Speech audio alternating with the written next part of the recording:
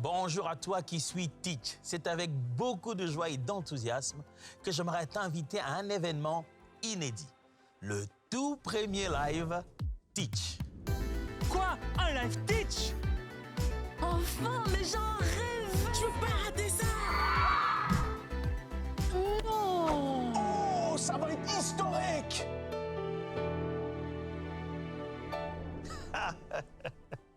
Oh oui, vous avez bien entendu. Teach arrive en direct. Pendant 4 heures, nous serons en mode école, en train d'apprendre et de comprendre les mystères des rêves. Pourquoi nous rêvons? Que veulent dire nos rêves? Quelles sont les catégories, les formes, les types de rêves? Et je le crois qu'à la fin de ce live, vous sortirez avec des clés bien précises pour interpréter toutes ces choses. Alors, let's Teach. Grandissons ensemble. Ne manquez pas ce live spécial Teach sur les mystères des rêves, samedi 21 février à 15h, heure de Paris, sur EMCI TV. Et retrouvez toutes les notes du live sur l'application Teach, disponible dès maintenant sur le Play Store et l'App Store.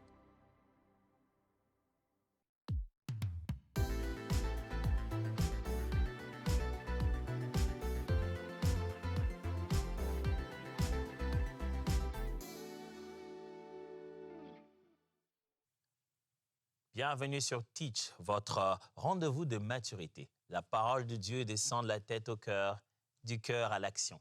C'est au travers de nos actions que nous prouvons que cette parole est originale et authentique. Aujourd'hui, nous allons commencer une nouvelle série assez intéressante. Ça va parler un peu plus de comment nous bâtissons une vie chez nous. La famille, ce n'est pas peu. Et toute notre foi chrétienne se vit au travers de nos familles. Nos familles sont-elles sorcières? Sont-elles problématiques? Qu'est-ce qui se passe dans notre famille? Souvent, les chrétiens sont soit trop investis, soit complètement démissionnaires de leur famille. Pourtant, c'est nous qui répétons chaque fois cette phrase. « Crois au Seigneur Jésus et tu seras sauvé, toi et ta famille. » Comment pouvons-nous être de chrétiens dont l'influence transforme la famille? Commençons donc par le commencement. Chez toi, là où tu habites, où tu es parent, où tu es frère, où tu es sœur, où tu es mère ou père, quelle est la culture de ta maison? Est-ce que quand on arrive chez toi, on entend quoi? Des bénédictions, des insultes, des trahisons? Chez toi, c'est bouillant de quoi? Quand on arrive chez toi, sur quelle musique on danse?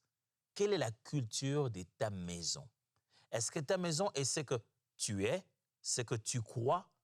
Ou bien il faudrait changer quelque chose. Peut-être qu'il est possible qu'il ne faut pas en fait changer, manipuler, commander, dominer les gens à la maison.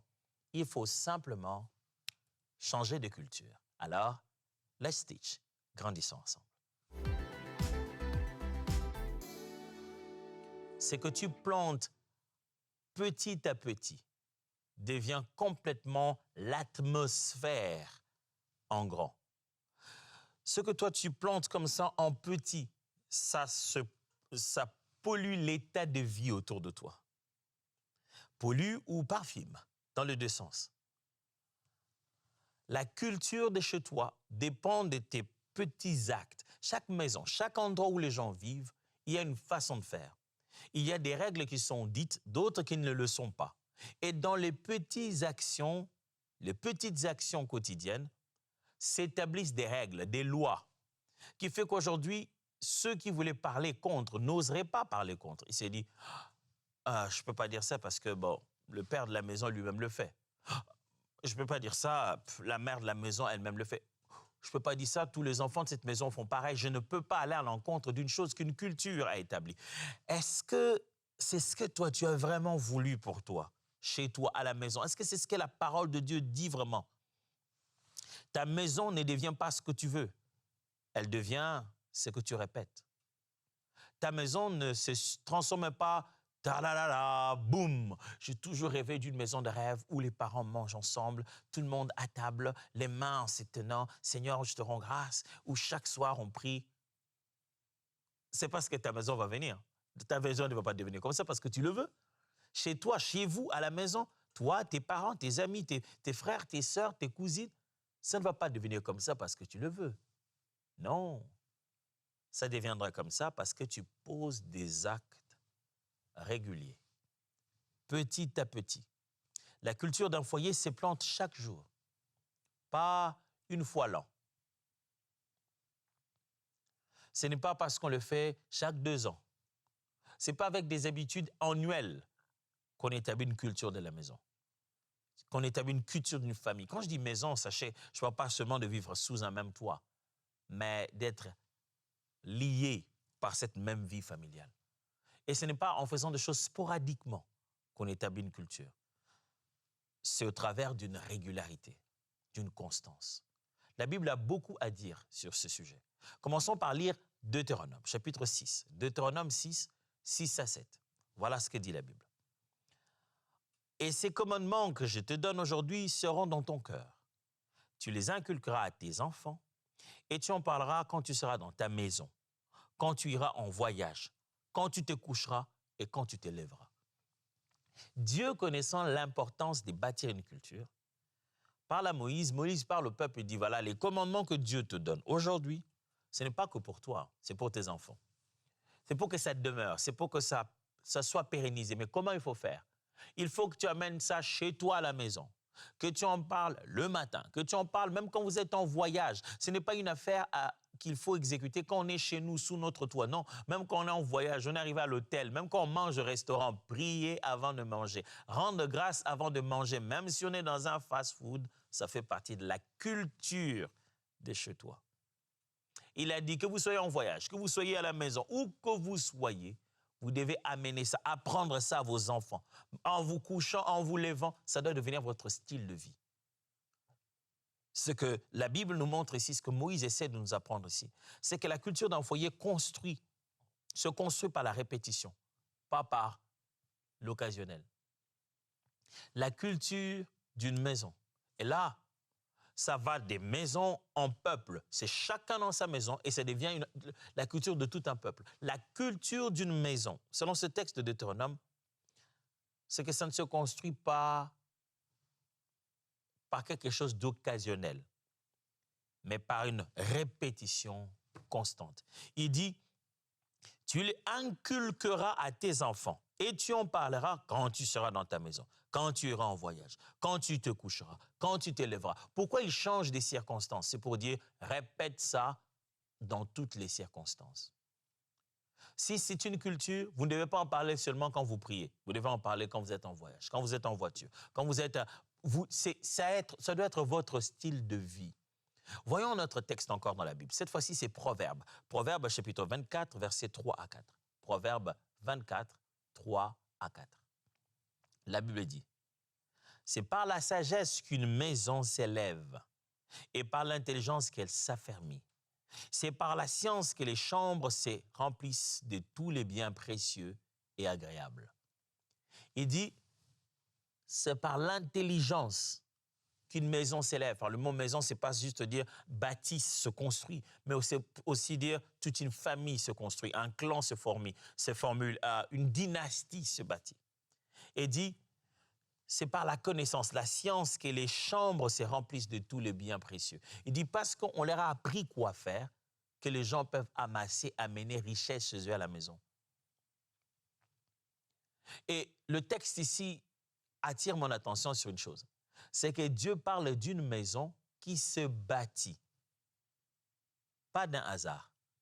La maison ne devient pas comme ça par elle-même. Elle a été bâtie. C'est par la sagesse qu'une maison s'élève et par l'intelligence qu'elle s'affermit. Vous voyez? La maison n'est pas devenue comme ça. Elle a été construite physiquement, affermie par l'intelligence et la sagesse. Elle s'est élevée parce qu'on y a travaillé. Sagesse, intelligence, on y a travaillé. Chez toi ne devient pas comme tu le veux, par un padadada. Non, on y travaille. Ma sœur, mon frère, on y travaille. Ce n'est pas toi à l'intercession et Dieu amène une culture à la maison. La culture de chez toi, ça se travaille. Lisons Galates chapitre 6, versets 7 à 9. Galates 6, 7 à 9. La Bible dit, « Ne vous y trompez pas. On ne se moque pas de Dieu. C'est qu'un homme aura sémé, il le moissonnera aussi. Celui qui sème pour sa chair moissonnera de la chair la confusion. Mais celui qui sème pour l'esprit moissonnera de l'esprit la vie éternelle. »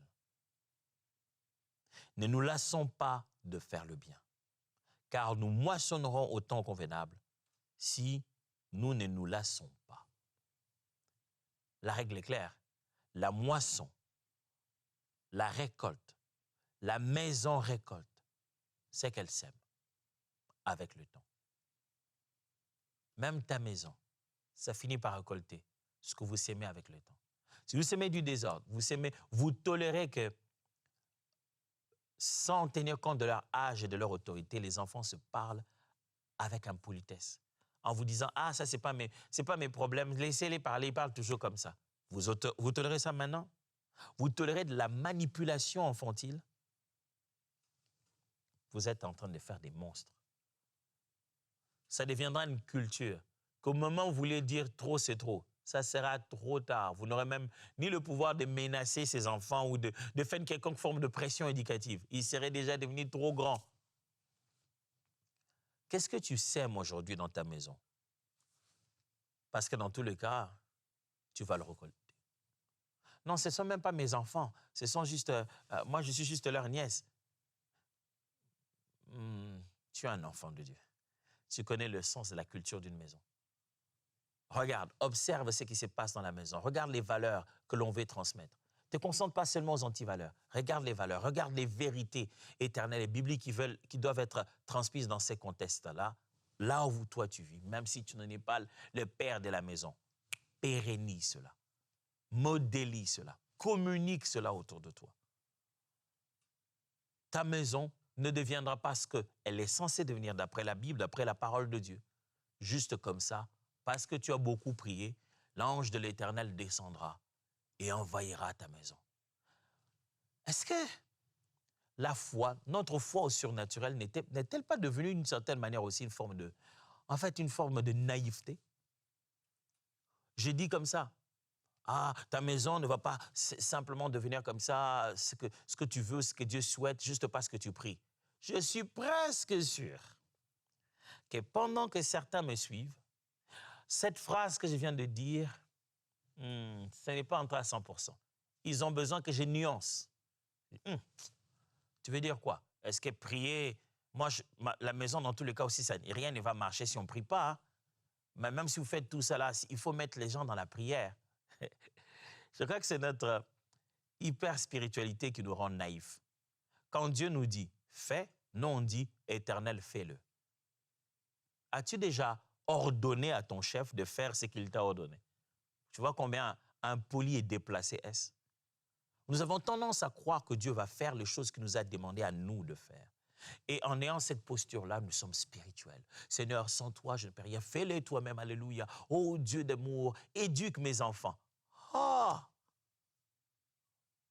Non, ça ne se passe pas comme ça. Vous savez ce que Dieu a fait avec Élie, le sacrificateur de son rang. Dieu lui a dit, tes enfants sont en train de mal se comporter. Qu'est-ce que lui fait? Il les appelle, il dit, mes enfants, si, vous savez, Dieu, il est Dieu. Si aujourd'hui, tu as un problème avec un homme, Dieu peut intervenir. Si tu as un problème avec Dieu, qui interviendra pour toi? Il s'est mis à donner des conseils, là, il fallait gronder. Dieu a dit, à cause de ça, tu vois cette vie-là que tes enfants ils sont en train de mener, il n'y aura plus d'état aligné un sacrificateur dans cette maison. Tout le monde va tomber. Waouh! Dieu, moi je te prie. Moi je suis dans ton œuvre. Moi, toi dans ma maison, moi dans ton champ. Ça veut dire, toi viens éduquer les enfants et moi je vais faire les travaux à l'église. Ça ne signifie pas ça. Ça veut dire que Dieu protège ceux qui le servent. Ceux qui sont à son service, les seigneurs prennent soin d'eux. Et quand tu vas à la maison, ça ne veut pas dire pour aller éduquer tes enfants. Ça veut dire pour pourvoir à tes besoins. Fais de Dieu ton allié pour établir la culture de ta maison. C'est quoi la culture de ta maison? Les gens entrent, ils sortent, tonton, tante, les enfants ne savent même plus qui est qui. Tu es devenu presque un Airbnb. Tu héberges tout le monde à tout moment et tu ne sais pas ce qui se passe la nuit pendant que tu dors. Pas parce que ça se passe en esprit. Tu ne sais pas ce qui se passe pendant que tu n'étais pas là. Vous ne connaissez pas le nombre, les statistiques des abus d'inceste par la cohabitation. Parce que les gens juste voulu ouvrir les portes de leur maison pour accueillir un soi-disant cousin, une soi-disant cousine, un soi-disant oncle. Et les abus qui ont été causés dans ces maisons-là. Quelle est la culture de ta maison? Générosité, libéralité, hospitalité. Ne signifie pas naïveté. Quelle est la culture de chez toi? Est-ce qu'ils font la culture biblique à laquelle tu as confiance? Ou bien, à part toi, il y a un autre éducateur principal à la maison? Vous êtes combien à diriger cette maison? 3 choses qui peuvent vous aider à vous rappeler combien une maison doit bâtir une culture saine, basée sur la parole de Dieu. Et il faut qu'il en ait. Ce ne sont pas les gens qui ont un problème, c'est ton système qui a un problème. Tu n'as pas de système pour ça.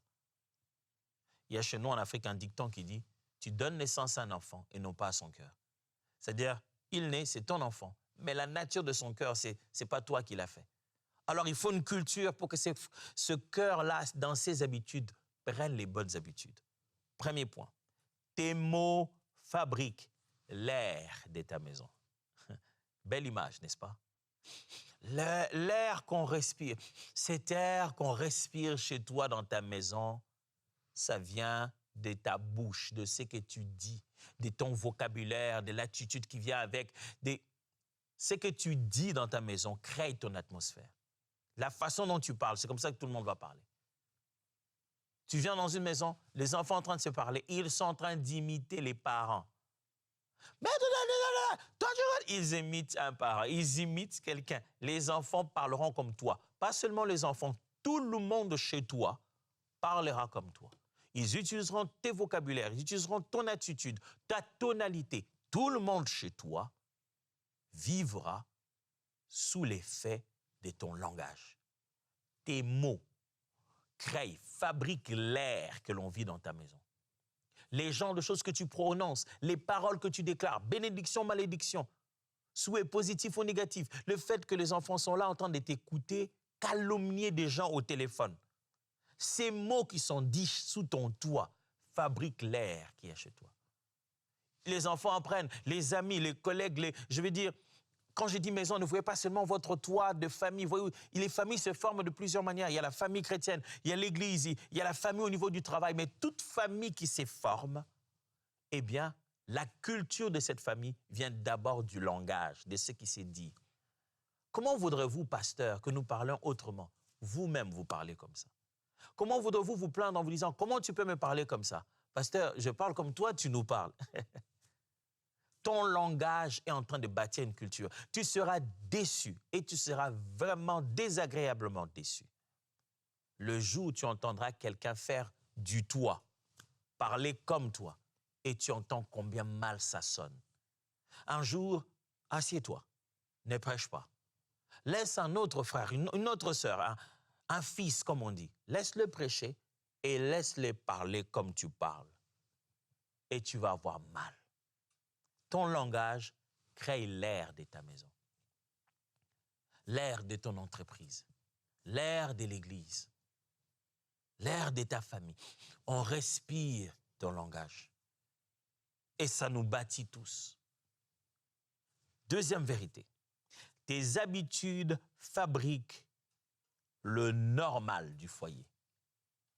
La normalité du foyer est fabriquée par tes habitudes.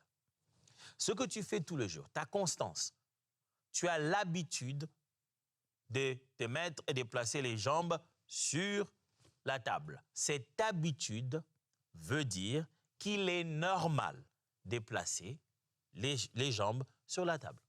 C'est ce que ça veut dire. C'est toi qui crées la norme et la normalité. Tes habitudes, tu le fais toujours comme ça. Toi-même, quand tu arrives, tu prends tes chaussures, tu jettes là-bas. Ça devient normal.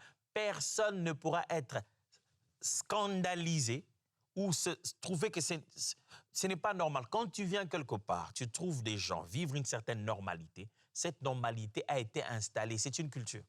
Toi, tu arrives, tu es choqué, tu dis, mais comment, qu'est-ce que ces chaussettes font sur la télé? C'est normal. Quelque chose est sur quelque chose autre et personne n'en parle. Tes habitudes vont former la normalité. Si tu as l'habitude de manger, de parler avec la bouche pleine, tout le monde parlera comme ça. Les conversations se feront comme ça. Oh non. Ah ouais, tu as déjà mangé avec des gens qui se parlent comme ça et ils se comprennent. Et toi, tu te dis, quelle langue ils parlent? Parce que moi, je n'entends que... Oui, c'est devenu normal. Quelle est cette mauvaise habitude qui est devenue normale? En fait, à qui la faute? Qui a établi la norme? N'est-ce pas toi? Tu es enfant de Dieu, mais tu as établi une autre norme. La norme, c'est que le sport prime au-dessus de tout programme de foi. Quand il y a match, match d'abord. C'est toi qui établis la norme. Qui établit la norme? La norme n'est pas toujours établie par ce que tu dis. Il y a cette belle phrase que je ne cesse pas de vous rappeler chaque fois. La culture est faite de ce que l'on enseigne et de ce que l'on tolère. Les habitudes de tolérer dans un système, c'est ça qui fait la culture. Avez-vous déjà entendu parler des organisations, des institutions, même des fois des pays où on crie tout haut, à bas la corruption, mais quand tu viens se pourrir jusqu'à l'os, parce que les textes disent anticorruption, ils en ont même des ministères et des départements. Mais le quotidien dans les habitudes, c'est toujours la corruption. J'ai une question pour toi.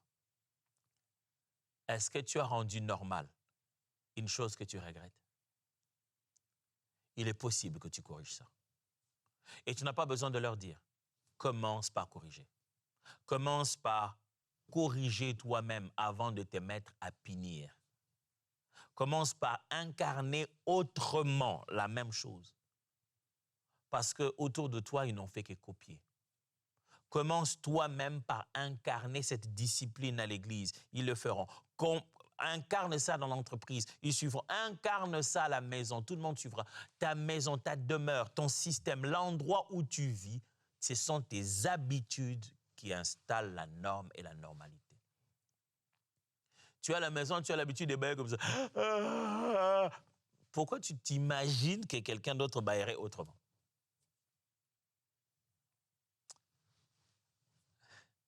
Quelle est la norme chez toi? Troisièmement, ta réparation des conflits fabrique la solidité de ta maison. Ouais. Souvenez-vous, nous sommes en train de parler de bâtir une culture dans la maison. Et par le mot maison, ce n'est pas seulement ton toit, là où les gens habitent. C'est aussi tout système qui est sous ta gestion. Je parle de ta famille, je parle de ton travail, ton boulot, ton entreprise que tu as créée. Je parle du cabinet que tu gères. Je parle de l'endroit qui s'appelle famille pour toi. Et pour bâtir cette culture, j'insiste en disant, ta réparation des conflits fabrique la solidité de ta maison. Une maison est solide d'après la manière dont on règle les conflits. Tu veux venir dans une maison faible, légère, même si les gens à l'intérieur sont grands, ils ont de grands noms, on le connaît dans le quartier. Mais si tu veux venir dans une famille très fragile, qui est presque infantile, regarde comment ils résolvent leurs conflits. Quand il y a un problème, que font-ils?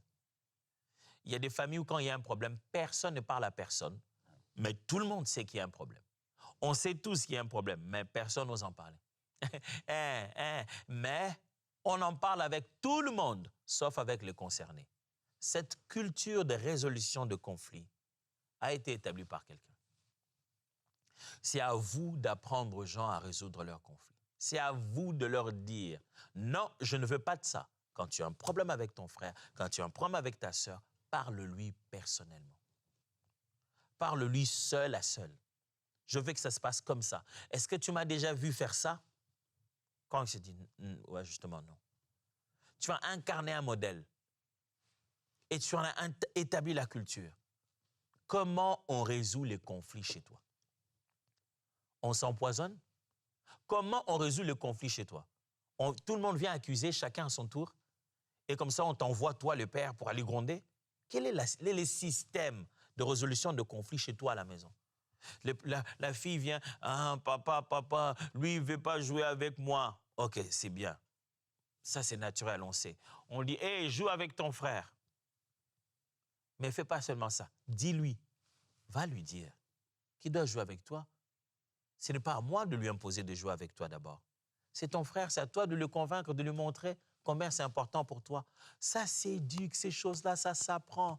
Moi, on ne m'a jamais éduqué de ça. Mais c'est ça l'avantage pour toi d'être devenu enfant de Dieu. C'est ça le bien-être d'avoir été sauvé. C'est pour ça que ça s'enseigne ici à Teach. Parce que tu peux amener le royaume des cieux sur la terre. Tu peux vivre chez toi à la maison dans la culture du royaume des cieux. Tu peux vivre comme étranger sur la terre, répliquant chez toi des choses que personne ne t'a données. L'avantage d'avoir donné sa vie à Jésus, c'est que le standard des vies ont changé. Tu ne vis plus d'après l'éducation de ton père ni de ta mère. C'est pourquoi on t'appelle enfant de Dieu. Ni par la chair, ni par la volonté de l'homme. Tu vis maintenant par la volonté de Dieu. Et par la volonté de Dieu et sa grâce, tu peux apprendre à mieux faire, résoudre les conflits chez toi, dans ton entreprise, dans ta maison, dans ton église. La résolution, ta façon de faire résoudre les conflits va devenir une culture même au milieu de tes collaborateurs. Tout le monde va le faire comme tu le fais. Alors, récapitulons tout ce que j'ai dit. J'ai dit que cette semaine, c'est une semaine vraiment tournée vers la famille. Et cette fois-ci, de manière très, très différente. Aujourd'hui, on se pose d'abord la question. Quelle est la culture qu'il y a chez toi dans la maison? Par culture, on entend l'ensemble de croyances, des valeurs, des connaissances, des habitudes et des modes de vie d'un groupe, d'un peuple, d'une société. Quelle est donc la culture? Quel est votre mode de vie? Quelles sont vos croyances? Quelles sont vos valeurs? Qu'est-ce que vous considérez comme anti-valeurs? Dans votre groupe, dans votre famille, chez vous à la maison, votre famille, votre église, votre famille, votre entreprise, mais ce système de vie sociale dans lequel vous êtes, quelle en est la culture? Pour un enfant de Dieu, ça doit être la culture du royaume. Et j'ai insisté en disant que, tes mots fabriquent l'air de ta maison, l'air que les gens respirent.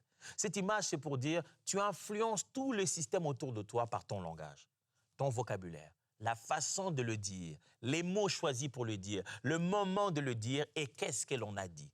Ça, tout le monde va être influencé par ça. Ça va déterminer les humeurs des gens, ça va déterminer leur degré d'engagement, juste tes paroles. Et ça va déterminer aussi leur façon de parler aux autres. J'ai aussi dit 2, tes habitudes fabriquent la norme du foyer. C'est que toi, tu fais au quotidien. Tes habitudes, ça devient la norme.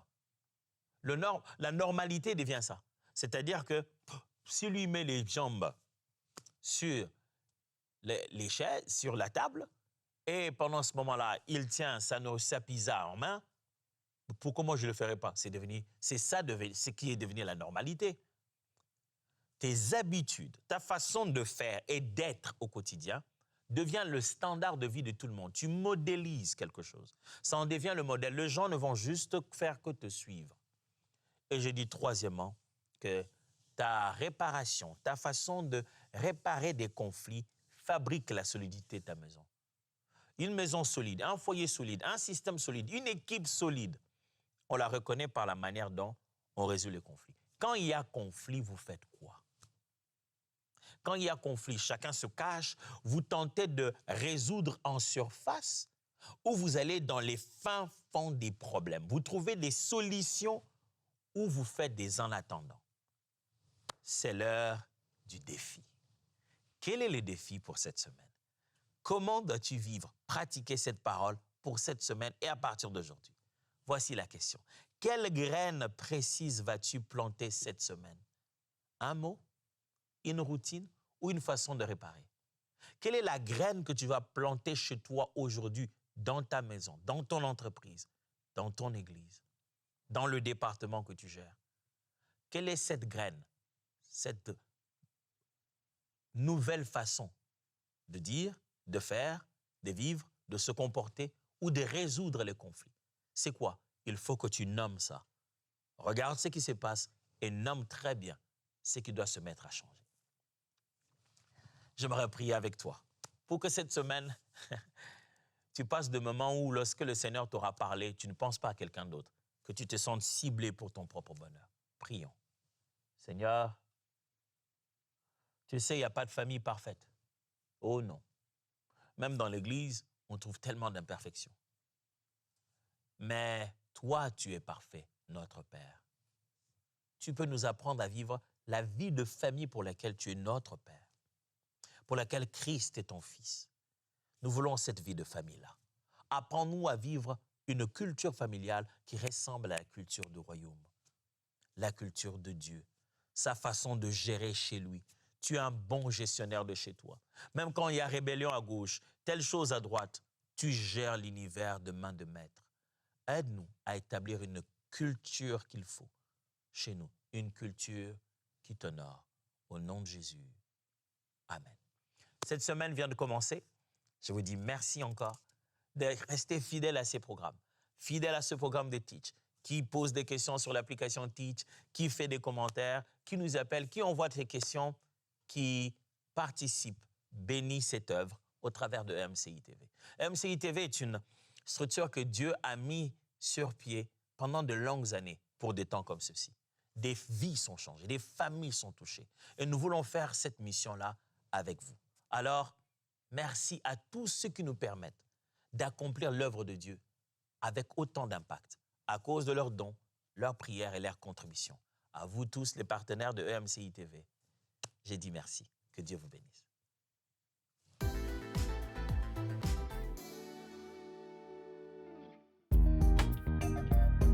Merci à tous nos précieux partenaires grâce auxquels cette émission a pu être réalisée.